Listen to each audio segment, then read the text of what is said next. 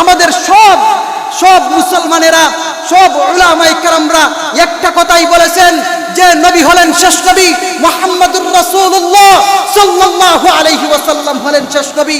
নবীর পরে কোনো নবী নাই। কিন্তু বর্তমান যদি কোনো মানুষ যদি দাবি করে যে আমি হলাম শেষ নবী, স্পষ্ট ভাষায় উলামায়ে কেরামরা বলেছেন যে ও অন্তর্বর্তীকালীন সরকার ডক্টর ইউনূস, আপনাকে আমরা বলতে চাই, আপনি স্পষ্ট ভাষায় বলেন, আপনি ঘোষণা দেন যে এই বাংলার জমিনে কোন কাদিয়ানি কাফের দাবি করবে, এটা বাংলার জমিনে উলামায়ে কেরাম বরদাস্ত করবে না, মুসল্লিয়ানে কেরাম বরদাস্ত করবে না, ইসলাম প্রেমিক মানুষরা বরদাস্ত করবে না। এই কথাটাই আব্দুল হামিদ পীর সাহেব মদহুরি হুজুরের ডাকায় এই সমাবেশের মধ্যে, খতমে নবুয়ত সমাবেশের মধ্যে সমস্ত ইসলাম প্রেমিক, কোরআন প্রেমিক মানুষটা একটাই স্লোগান বলেছে, এই বাংলার জমিনে আপনি ওই সমস্ত কাদিয়ানীদেরকে কাফের ঘোষণা করতে হবে। এরা বাংলার জমিনে ঠাঁই পাবে না, এরা থাকতে পারবে না। আমার নবীর ইজ্জত রক্ষার ক্ষেত্রে, আমার নবীর ইজ্জত রক্ষার ক্ষেত্রে, আমার নবী শেষ নবী দাবি করার ক্ষেত্রে আমরা বলবো শেষ নবী। এই ক্ষেত্রে যদি আমাদের উপর জুলুম, আমাদের উপর অত্যাচার, আমরা যদি জেলে যেতে হয়, আমাদের যদি রিমান্ড দেওয়া হয়, যেতে রাজি। কিন্তু আমরা আল্লাহ তাআলার উপর ভরসা করি। আল্লাহ পাক ইসলামের জন্য, দ্বীনের দাওয়াতের জন্য, খতমে নবুয়তের জন্য, আমার নবীর ইজ্জত রক্ষার ক্ষেত্রে আমরা যদি কথা বলি, আমাদের উপর জুলুম আসবেই, অত্যাচার আসবেই, গ্রেফতার হবেই, রিমান্ডে যাবেই, ফাঁসি হবেই। কিন্তু এটা তো হলো একবারে শহীদ, এটা তো হলো শহীদি মৃত্যু। কিন্তু যারা করবে আমার আল্লাহ এদেরকে ছাড় দিবে না। আমার নবী বলেন, হে খাদিজা, আমাকে কম্বল দিয়ে জড়ায় নাও, কম্বল দিয়ে আমাকে আবৃত করে নাও, আমাকে ঢেকে নাও।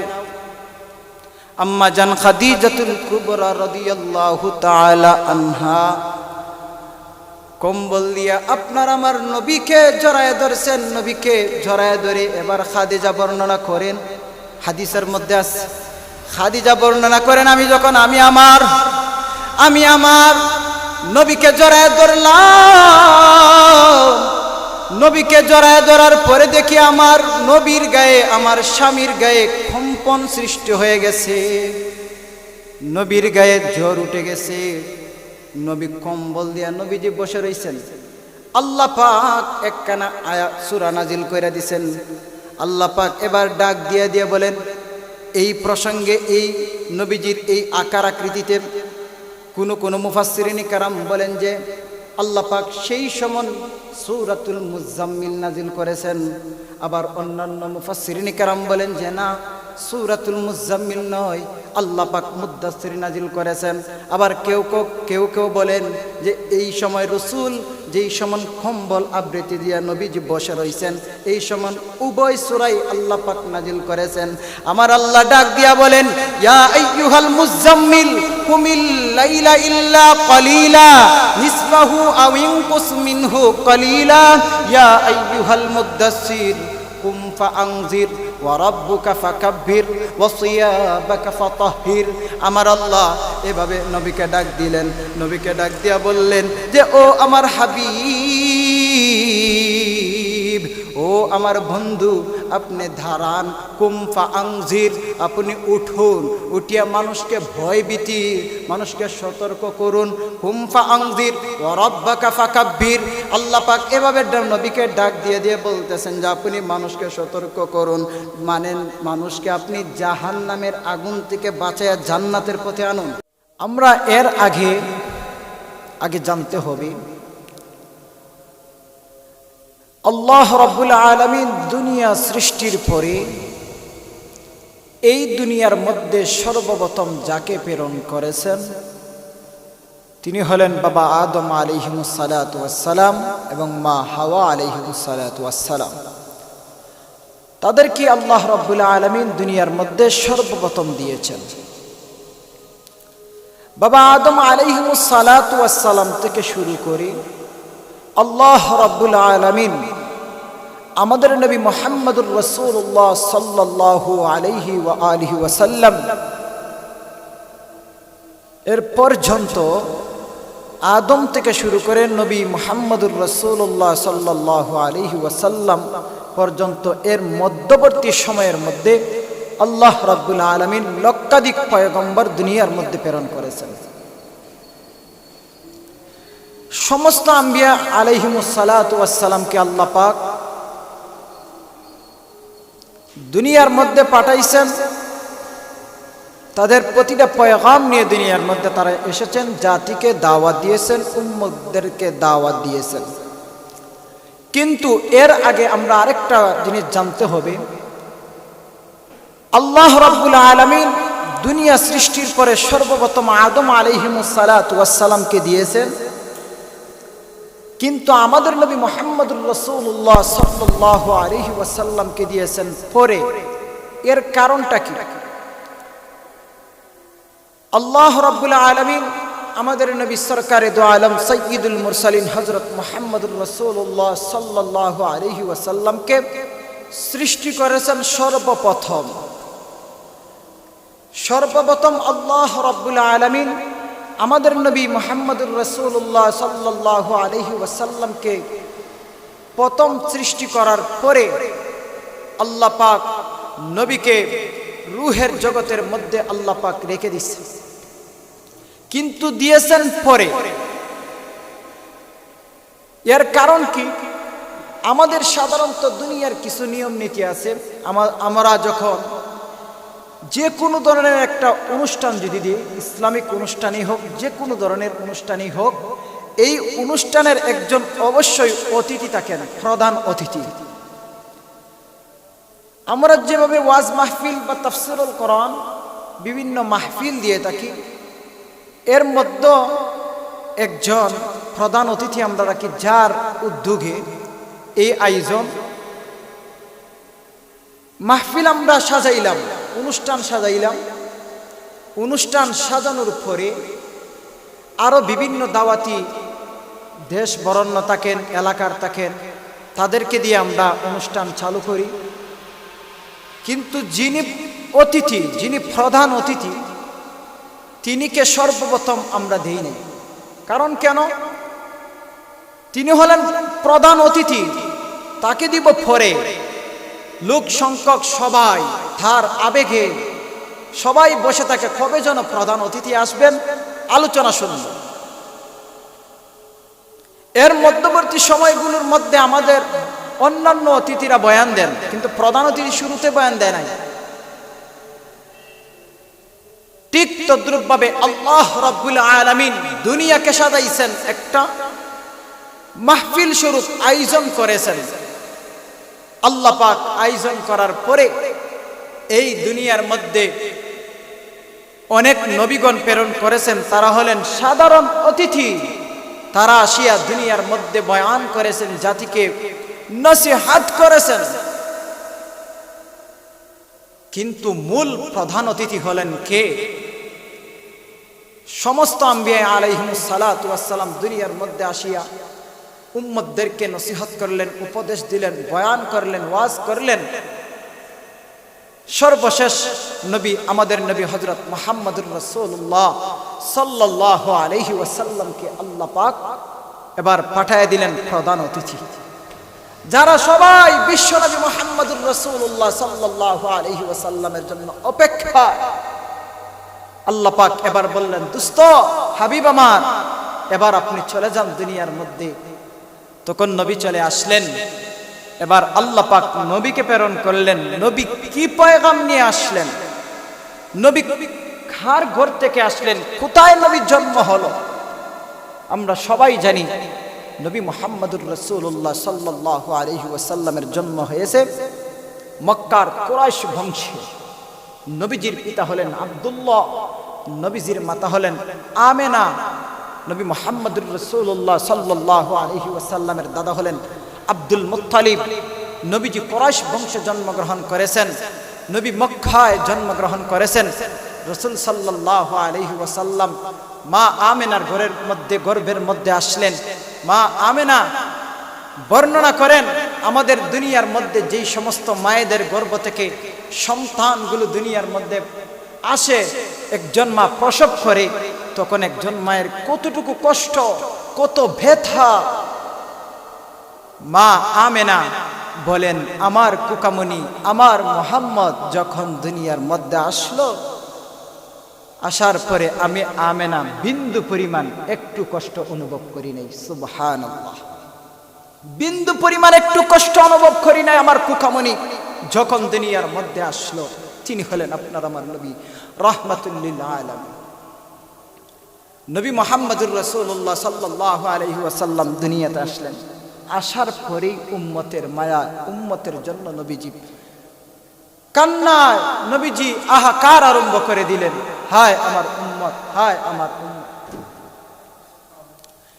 আমরা দুনিয়ার মধ্যে আসার পরে সন্তানগুলোর নাম রাখি, মসজিদের ইমাম সাহেব বা এলাকার গণ্যমান্য যে সমস্ত উলামায়ে কেরাম আছেন তাদেরকে দিয়ে আমরা নাম রাখি, কিন্তু নবী মুহাম্মদুর রাসূলুল্লাহ সাল্লাল্লাহু আলাইহি ওয়াসাল্লামের নাম রাখছেন স্বয়ং আমার আল্লাহ। নাম রেখে দিলেন আল্লাহ মুহাম্মদ, যার নামের সাথে সম্পর্ক আছে আপনার আমার নবীর নাম আল্লাহর নামের সাথে সম্পর্ক।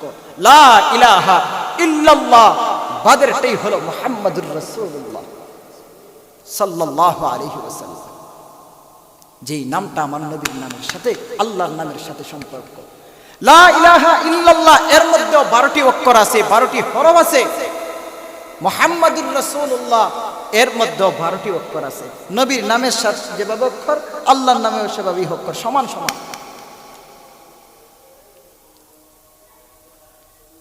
এমনকি আল্লাহ রাব্বুল আলামিন কুরআনুল কারীমের বিভিন্ন জায়গায় আমার নবীর নাম সম্বোধন করে করে আল্লাহ পাক ডাক দিয়েছেন। নবীর শান, নবীর মান, নবীর মর্যাদা, নবী মুহাম্মদুর রাসূলুল্লাহ সাল্লাল্লাহু আলাইহি ওয়াসাল্লামের ফজিলত বর্ণনা করেছেন আমার আল্লাহ স্বয়ং কুরআনুল কারীমে। আমরা অনেকেই অনেক সূরা জানি, কিন্তু এই সূরাগুলো আল্লাহ পাক মুহাম্মদুর রাসূলুল্লাহ সাল্লাল্লাহু আলাইহি ওয়াসাল্লামকে সম্বোধন করে ডাক দিয়েছেন। যেমন আল্লাহ পাক কুরআনুল কারীমের বিভিন্ন জায়গায় বলেন, নবী মুহাম্মদুর রাসূলুল্লাহ সাল্লাল্লাহু আলাইহি ওয়াসাল্লামকে আল্লাহ পাক কি কি নাম বলে ডাক দিয়েছেন। আল্লাহ বলেন, ইয়াসিন ওয়াল কুরআনিল হাকীম ইন্নাকা লামিনাল মুরসালিন আলা সিরাতিম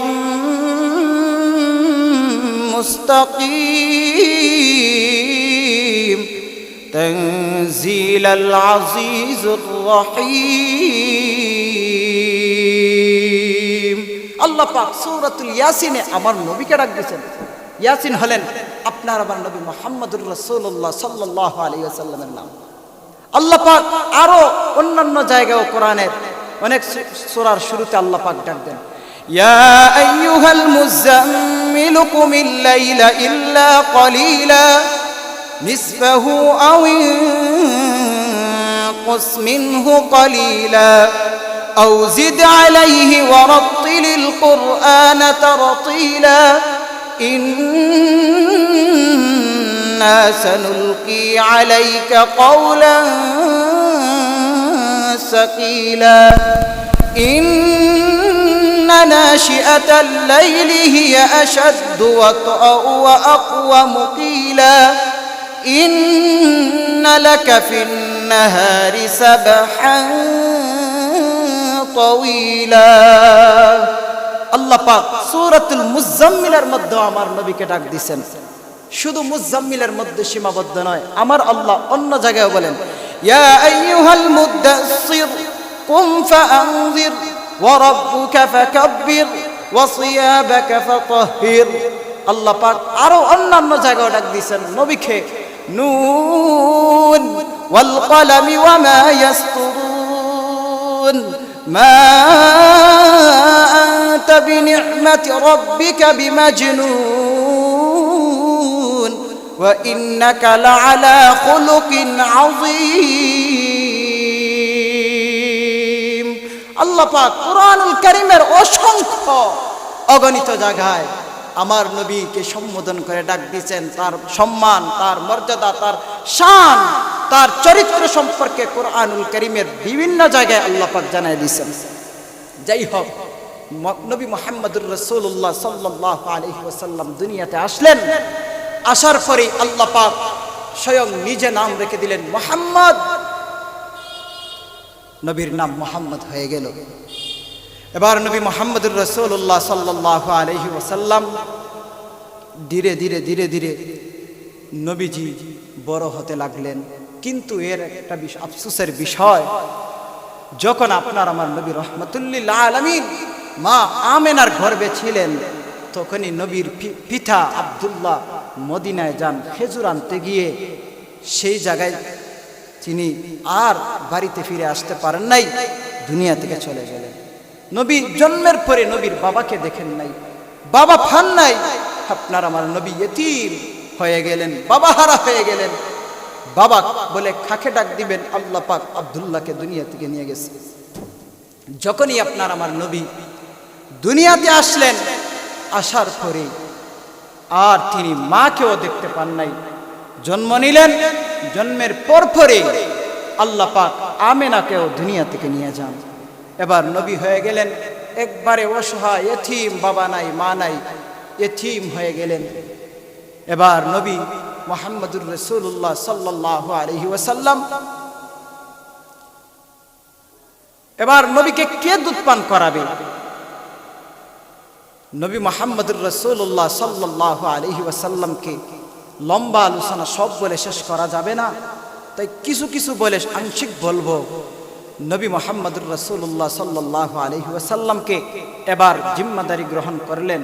সবাই আমরা জানি এই আলোচনাটা হালিমাতুস সাদিয়া।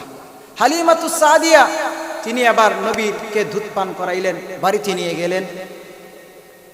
নবীজির দুধ মা যাকে বলা হয় হালিমাতুস সাদিয়া, তার কাছে নবী মুহাম্মদ সাল্লাল্লাহু আলাইহি ওয়াসাল্লাম দুধ পান করলেন।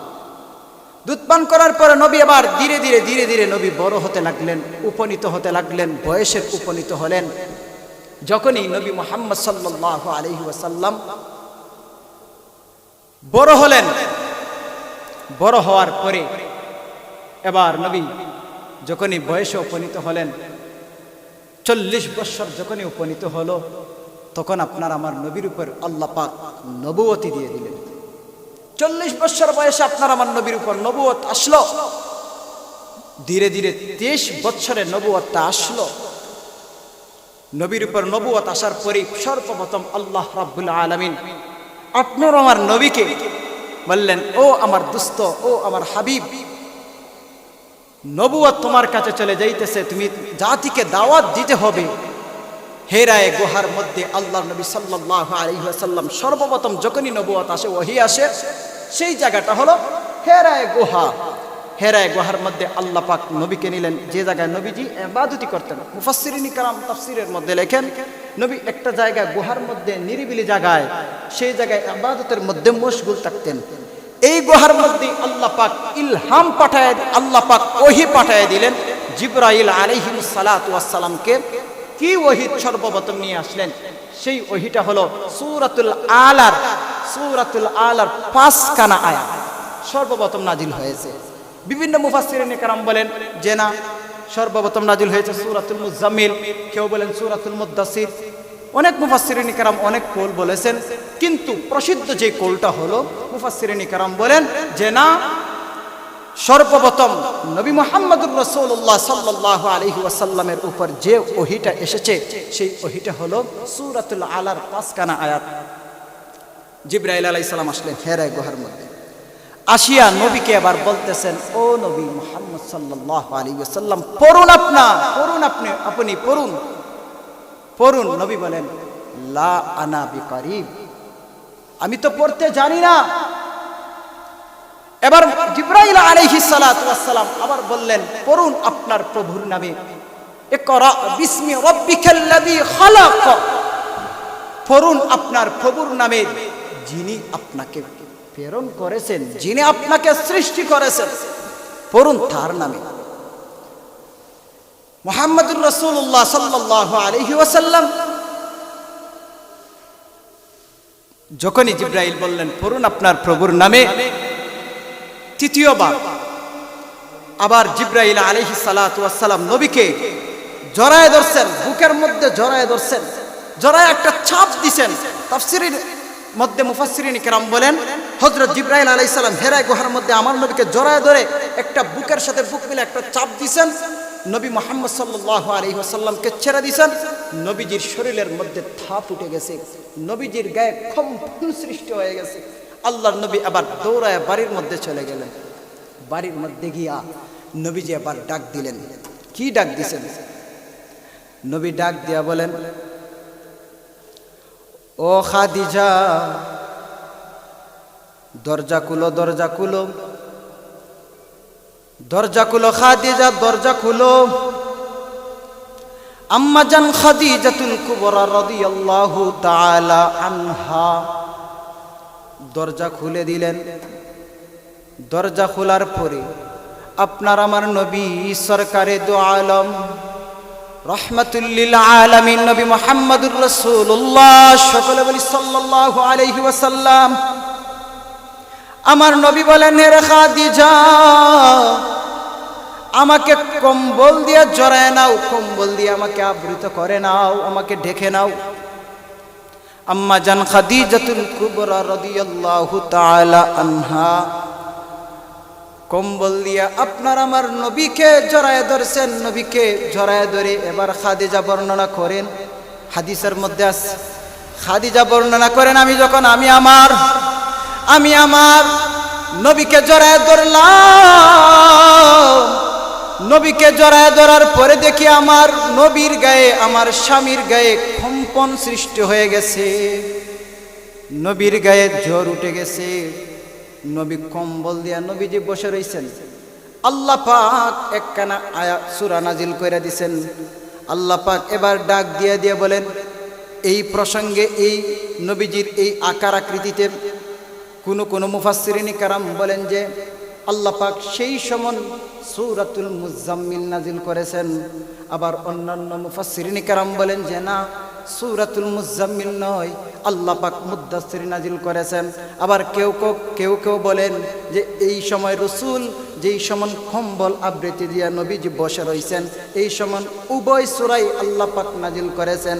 আমার আল্লাহ ডাক দিয়া বলেন, ইয়া আইয়ুহাল মুজাম্মিল কুমিল লাইলা ইল্লা কালিলা নিসফাহু আও ইনকুস মিনহু কালিলা ইয়া আইয়ুহাল মুদ্দাসসির কুম ফাআনজির ওয়া রাব্বুকা ফাকাব্বির ওয়া সিয়াবাকা ফাতাহহির। আমার আল্লাহ এভাবে নবীকে ডাক দিলেন। নবীকে ডাক দিয়া বললেন যে ও আমার হাবিব, ও আমার বন্ধু, আপনি ধারান, কুম ফাআনজির, আপনি উঠুন, উঠিয়া মানুষকে ভয়ভীতি, মানুষকে সতর্ক করুন। কুম ফাআনজির ওয়া রাব্বাকা ফাকাব্বির। আল্লাহ পাক এভাবে নবীকে ডাক দিয়ে বলতেছেন যে আপনি মানুষকে সতর্ক করুন, মানেন মানুষকে আপনি জাহান্নামের আগুন থেকে বাঁচায়া জান্নাতের পথে আনুন। আল্লাহ পাক সেই কথাটাই কোরআনুল কারীমের মধ্যে জানায়া দিয়েছেন। আমার নবী দাওয়াত দিবেন, আমার নবীকে দাওয়াতের জন্য আমার আল্লাহ ডাক দিয়ে বলতেছেন, আমার নবী আবার দাওয়াত দিবেন মক্কা মদিনা। মক্কায় নবীজি মুহাম্মদুর রাসূলুল্লাহ সাল্লাল্লাহু আলাইহি ওয়াসাল্লাম মক্কার অনেক কাফেরদের কাছে রাসূল যান, দ্বীনের দাওয়াত নিয়ে যান। গিয়া বলেন, এ ভাই, আপনি এক আল্লাহর পরিমাণ আনুন। এক আল্লাহ, আল্লাহ বলতে কেউ নেই, তিনি হলেন এক, লা ইলাহা ইল্লাল্লাহ। আল্লাহ হলেন একজন, তিনি ব্যতীত আর কেউ নেই। মুহাম্মাদুর রাসূলুল্লাহ, আমি হলাম আল্লাহ তাআলার বান্দা ও রাসূল। বিশ্বাস করো, ঈমান আনো, গুমরাহির পথ থেকে তুমি চলে আসো, সৎ পথে আসো, সিরাতে মুস্তাকিমের রাস্তায় আসো। নবী এই কথাগুলো বলেন। অনেক কাফেরদের কাছে রাসূল যান, গিয়া তাদেরকে দাওয়াত দেন। যারা মানে তো মানে, তারা হয়ে যায় জান্নাতি মানুষ। আর যারা মানে না, আমার নবীকে ইয়া মাজনুন বলে ডাক দেয়, আমার নবীকে মাজনুন বলে, আমার নবীকে পাগল বলে নাম তারা ঢাকে। বলে যে দেখো, আব্দুল্লাহর ছেলে মুহাম্মদ, সে দাবি করে সে নাকি করে নবী, সে নাকি করে আল্লাহ পাকের পক্ষ থেকে প্রেরিত রাসূল। তারা নবীকে পাগল বলে, মাজনুন বলে। আরবের লোকেরা নবীকে পাগল বলে তারা ডাকে। কিন্তু নবী আমার, যতই তারা নবীকে মাজনুন বলো, পাগল বলো, নবীকে গালি দেয়, তারপরও নবী আল্লাহ পাকের কাছে শুকরিয়া আদায় করে যে আল্লাহ আপনি আমাকে দুনিয়ার মধ্যে পাঠাইছেন, আমি দাওয়াত দিতেছি, কিন্তু লোকে আমাকে বলে পাগল। আল্লাহ আমি তো আসলে পাগল নয়, আমি তো আপনার দাওয়াত দেওয়ার ক্ষেত্রে মানুষে বলে আমি পাগল, কিন্তু আমি তারপরও আপনার উপর আশা ভরসা যে আমি লোকদেরকে দাওয়াত দিব। হেদায়েতের মালিক হলেন আপনি, আমার কাজ হইছে বলা, বলবো আমি, আপনি তার কপালে হেদায়েত দিয়ে দেন, আপনি তাকে দ্বীনের জন্য কবুল করে নেন, তাকে আপনি সিরাতে মুস্তাকিমের রাস্তায় আল্লাহ তুমি এনে দাও। নবী আল্লাহ পাকের কাছে এই কথা বলতেন আর দাওয়াত দিতেন। শুধু তাই নাই, তারা আমার নবীকে পাগল বলে এই জায়গায় নয়, আমার নবী তায়েফবাসীদের কাছে যায়, আমার নবী তায়েফবাসীদের কাছে গিয়া নবীজি দ্বীনের দাওয়াত দেয়। ওই তায়েফের লোকেরা, তায়েফের বেঈমানেরা আমার রাসূলের উপর পাথর নিক্ষেপ করে, তীর নিক্ষেপ করে, আমার নবীর গায়ে অনেক জখম হয়ে যায়, আমার নবীর গায়ে থেকে রক্ত পড়ে। আমার এই নবীর অবস্থা দেখে আমার আল্লাহ জিবরাইলকে পাঠিয়ে দেয় যে জিবরাইল যাও যাও আমার হাবিবের কাছে যাও, আমার হাবিবের কাছে তুমি চলে যাও। হযরত জিবরাইল আলাইহিস সালাতু ওয়াস সালাম আমার হাবিবের কাছে আসি, আমার রাসূলের কাছে আসলেন, সরকারে দু আলমের কাছে আসলেন, মুহাম্মাদুর রাসূলুল্লাহ সাল্লাল্লাহু আলাইহি ওয়াসাল্লামের কাছে আসিয়া বলতেছেন ইয়া রাসূলুল্লাহ, ইয়া হাবিবাল্লাহ, ওগো নবীজি আপনি যদি আমাকে হুকুম দেন, আপনি যদি আমাকে বলেন যে আমি ওই তায়েফের লোকদেরকে, ওই তায়েফবাসীদেরকে ওই পাহাড়ে আর এই পাহাড়ে চাপ দিয়ে তায়েফবাসী সবাইকে ধ্বংস করে দেয়, আপনি বলুন একবার, দেখেন আমি তাদেরকে ধ্বংস করে দেই। কিন্তু আপনার আমার নবী রাহমাতুল লিল আলামিন সরকারে দু আলম নবী আমার বলেন যে এরে ভাই জিবরাইল, না না আমি নবী এই কথা বলবো না, কারণ এই তায়েফবাসী তো জানে না আমি নবী মুহাম্মদের বাবা নাই, আমি মুহাম্মদের মা নাই, আমার আপনজন বলতে কেউ নাই, আমি হলাম ইয়েতিম। যদি ওই তায়েফবাসী জানতো যে আমি মুহাম্মদের বাবা নাই, আমি মুহাম্মদের মা নাই, তাহলে ওই তায়েফের লোকেরা আমি নবীর উপর আক্রমণ করতো না, আমি নবীকে মারতো না। এ ভাই জিবরাইল, এদেরকে ধ্বংস করা যাবে না, এদেরকে ধ্বংস করা যাবে না, কারণ এরা যদিও এখন আমি নবীর দাওয়াত গ্রহণ করে নাই, এরা মুসলমান হয় নাই, এরা আল্লাহকে এক বলে স্বীকারোক্তি দেয় নাই, আমি নবী মুহাম্মদকে তারা নবী হিসাবে মানে নাই। যদিও এরা এখন বুঝে না, কিন্তু পরে বুঝবে, এদের সন্তানগুলো যারা আসবে তারা হতে পারে আমি নবীর উপর ঈমান আনবে, আমার আল্লাহ তাআলার উপর ঈমান আনবে, এদেরকে ধ্বংস করা যাবে না। আমার নবী দেখেন দ্বীনের দাওয়াত দিতেন, আমার নবী অনেক জুলুম অত্যাচার, আমার নবীকে অনেক গালাগালি পর্যন্ত ওই সমস্ত লোকেরা করেছে, কিন্তু তারপরেও আমার নবী তাদের জন্য রহমতের দোয়া করেছেন, তাদের জন্য আল্লাহ পাকের কাছে হেদায়েতের জন্য দোয়া করেছেন। আল্লাহ পাক নবীকে জানায় দেন যেই সময় নবীকে দুনিয়ার মধ্যে আমার আল্লাহ প্রেরণ করবেন, সেই সময় আমার আল্লাহ বলেন, এ দোস্ত আমার, এ হাবিব আমার, আপনি হলেন সমস্ত জগৎবাসীর জন্য হলেন রহমত, আর আমি হলাম সমস্ত বিশ্বের জন্য হলাম রব। আমার আল্লাহ কুরআনুল কারীমের মধ্যে বলেন, আলহামদুলিল্লাহি রাব্বিল আলামিন আর রহমানির রহিম। আমার আল্লাহ নবী সম্পর্কে বলেন, ওয়া মা আরসালনাকা ইল্লা রাহমাতাল লিল আলামিন। আমার আল্লাহ বলেন, ও নবী আমার, ও দোস্ত আমার, আপনি হলেন সারা বিশ্বের জন্য, ওমা আরসালনাকা ইল্লা রাহমাতাল লিল আলামিন, আপনি হলেন সমস্ত জগতের জন্য হলেন রাহমাতুল লিল আলামিন। আমি আপনাকে রহমত স্বরূপ প্রেরণ করলাম, আর আমি আল্লাহ হলাম রব্বুল আলামিন, আমি হলাম সমস্ত বিশ্বের জন্য হলাম রব। আল্লাহ পাক নবীকে পাঠাইলেন, নবী আসার পরে দাওয়াত দিতেন, নবীজি মানুষের কাছে যাইতেন, দ্বীনি দাওয়াত দিতেন। যারা ঈমান আনত না, আমার নবী তাদেরকে পায়ে ধরে ধরে, তাদেরকে চুমো দিয়ে দিয়ে, তাদেরকে মাথা ভুলিয়ে ভুলিয়ে আমার নবী দ্বীনের দাওয়াত দিতেন। কিন্তু বর্তমানে আমাদের অনেকেই ইমাম সাহেব বলেন, অনেক আলেম বলেন, অনেক যেই সমস্ত উলামায়ে কেরাম আছেন, দ্বীনি দাওয়াত দেন, হক কথা বলে, ইসলামের বিপক্ষে যেই সমস্ত মানুষরা যে কাজকর্ম করে, এটি নিয়ে উলামায়ে কেরাম বলে, জাতিকে বুঝায়, উম্মতদেরকে বুঝায়, কিন্তু ওই সমস্ত বর্তমান উম্মত ওই সমস্ত উলামায়ে কেরামদের ব্যাপারে রুখে দাঁড়ায়, তাদেরকে তারা আঙ্গুল তুলে কথা বলে। যে কি বলে, ওই নবীজির যুগে আবু জেহেল মার্কা যেই সমস্ত কাফেররা ছিল, যেই সমস্ত নাস্তিকেরা বেঈমানরা ছিল, আমার নবীকে তারা আঙ্গুল তুলে পর্যন্ত কথা কইছে, কিন্তু আমার আল্লাহ এই সমস্ত আঙ্গুলগুলোকে বাঁকা করে দিছে।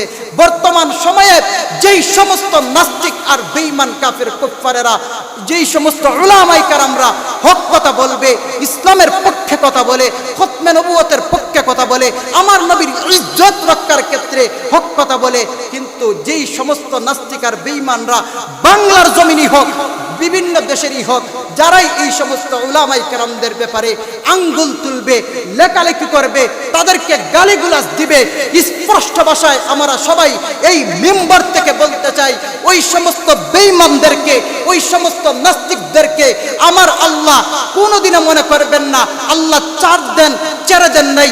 আমার আল্লাহ ধরবেন তো ধরবেনই, একদিন ধরবেন, যেই দিন ধরবেন পালাবার কোনো সুযোগ পাইবা না।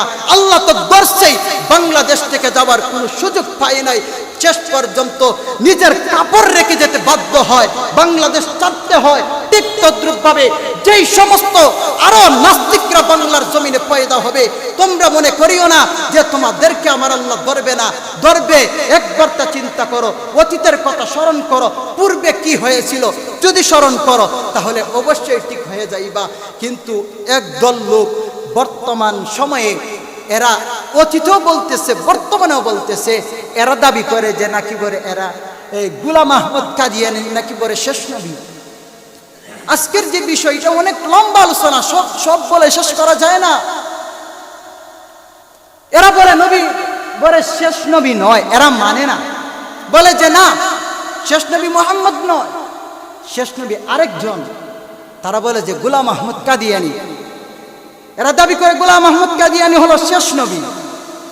কিন্তু আমার আল্লাহ তো কুরআনুল কারীমের মধ্যে জানায় দেন, মা কানা মুহাম্মাদুন আবা আহাদিম মির রিজালিকুম ওয়ালাকিন রাসূলুল্লাহি ওয়া খাতামান নাবিয়্যিন ওয়া কানা আল্লাহু বিকুল্লি শাইইন আলিমা। আল্লাহ পাক স্পষ্ট ভাষায় কুরআনুল কারীমের মধ্যে জানান যে নবী মুহাম্মদুর রাসূলুল্লাহ সাল্লাল্লাহু আলাইহি ওয়াসাল্লাম হলেন সর্বশেষ নবী, নবীর পরে আর কোনো নবী নাই। কিন্তু আমার নবীও বলে যান যে আনা খাতামুন নাবিয়্যিন লা নাবিয়্যা বাদি, আমি হলাম শেষ নবী, আমার পরে কোনো নবী নাই। কিন্তু বর্তমান কিছু নাস্তিক মার্কা ওই সমস্ত লোকেরা বলে যে না, নবী শেষ নবী নয়, নবীর পরে আরেকজন নবী, তিনি হলেন গোলাম আহমদ কাদিয়ানী। হে নাকি বলে শেষ নবী হয়ে গেছে, অথচ আমার নবী বলেন যে না, আমি হলাম শেষ নবী, আমার পরে যদি আল্লাহ পাক কোনো নবী প্রেরণ করতেন তাহলে সেই নবী হতো হযরত উমর ইবনুল খাত্তাব রাদিয়াল্লাহু তাআলা আনহু। কিন্তু আমার আল্লাহ হযরত উমরকে সেই নবুয়তি আর দেয় নাই। সেই উমর রাষ্ট্র ভাষায় আমাদের সব মুসলমানেরা, সব উলামায়ে কেরামরা একটা কথাই বলেছেন যে নবী হলেন শেষ নবী, মুহাম্মদুর রাসূলুল্লাহ সাল্লাল্লাহু আলাইহি ওয়াসাল্লাম হলেন শেষ নবী, নবীর পরে কোনো নবী নাই। কিন্তু বর্তমান যে যদি কোনো মানুষ যদি দাবি করে যে আমি হলাম শেষ নবী, স্পষ্ট ভাষায় উলামায়ে কেরামরা বলেছেন যে ও অন্তর্বর্তীকালীন সরকার ডক্টর ইউনূস, আপনাকে আমরা বলতে চাই আপনি স্পষ্ট ভাষায় বলেন, আপনি ঘোষণা দেন যে এই বাংলার জমিনে কোন কাদিয়ানি কাফের দাবি করবে, এটা বাংলার জমিনে উলামায়ে কেরাম বরদাস্ত করবে না, মুসল্লিয়ানে কেরাম বরদাস্ত করবে না, ইসলাম প্রেমিক মানুষরা বরদাস্ত করবে না। এই কথাটাই আব্দুল হামিদ পীর সাহেব মদহুরি হুজুরের ডাকায় এই সমাবেশের মধ্যে, খতমে নবুয়ত সমাবেশের মধ্যে সমস্ত ইসলাম প্রেমিক, কোরআন প্রেমিক মানুষটা একটাই স্লোগান বলেছে, এই বাংলার জমিনে আপনি ওই সমস্ত কাদিয়ানীদেরকে কাফের ঘোষণা করতে হবে। এরা বাংলার জমিনে ঠাঁই পাবে না, এরা থাকতে পারবে না। আমার নবীর ইজ্জত রক্ষার ক্ষেত্রে, আমার নবীর ইজ্জত রক্ষার ক্ষেত্রে, আমার নবী শেষ নবী দাবি করার ক্ষেত্রে আমরা বলবো, শেষ নবী এই ক্ষেত্রে যদি আমাদের উপর জুলুম, আমাদের উপর অত্যাচার, আমরা যদি জেলে যেতে হয়, আমাদের যদি রিমান্ড দেওয়া হয়, যেতে রাজি। কিন্তু আমরা আল্লাহ তাআলার উপর ভরসা করি। আল্লাহ পাক ইসলামের জন্য, দ্বীনের দাওয়াতের জন্য, খতমে নবুয়তের জন্য, আমার নবীর ইজ্জত রক্ষার ক্ষেত্রে আমরা যদি কথা বলি, আমাদের উপর জুলুম আসবেই, অত্যাচার আসবেই, গ্রেফতার হবেই, রিমান্ডে যাবেই, ফাঁসি হবে। কিন্তু এটা তো হলো একবারে শহীদ, এটা তো হলো শহীদ মৃত্যু। কিন্তু যারা করবে, আমার আল্লাহ এদেরকে ছাড় দিবে না। আল্লাহ ধরবে তো ধরবে, একদিন ধরবে, হয়তো দুনিয়াতেই আল্লাহ ধরবে, নয়তো মৃত্যুর পরেই আল্লাহ পাক ধরবে। এই জন্যে আমার সমস্ত নৌজওয়ান যুবকদেরকে, সমস্ত মুরব্বী বাবাদেরকে, সমস্ত মুসল্লিয়ানে কেরামদেরকে একটা কথাই বলবো, আমাদের সন্তানদেরকে আমরা শিক্ষা দেই যে নবীর পরে নবী নাই, মুহাম্মদুর রাসূলুল্লাহ সাল্লাল্লাহু আলাইহি ওয়াসাল্লাম হলেন সর্বশেষ নবী। এই কথাগুলো আমরা প্রত্যেকেই স্লোগান তুলে নেই, আমাদের সন্তানদেরকে শিখিয়ে দেই। সবাই বলবে, নয়তো ওই সমস্ত